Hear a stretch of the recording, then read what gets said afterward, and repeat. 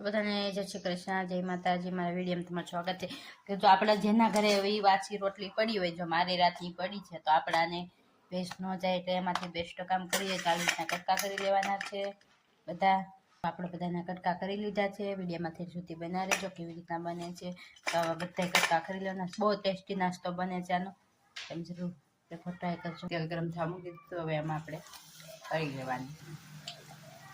લેવાની છે, આવી થવા દેવાની છે। આવી જ રીતના આપણે બીજી પણ સરસ મજાની કકડી બાંધતા છે, નાના બાળકો નાસ્તામાં આપો તો ચાલે એવી રીતના બને છે। તળાય છે ને આવી રીતના તળવાની છે, જો સરસ મજાની આપણે સરસ તળાઈ ગઈ। 1 ચમચી હંચક, થોડુંક નિમક, જીરું પાવડર, લાલ મરચું આવી રીતના મિક્સ કરી દેવાનું।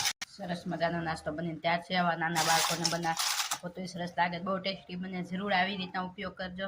વિડીયો સારો લાગે તો લાઈક કરજો, શેર કરજો। ચાટ મચાલો।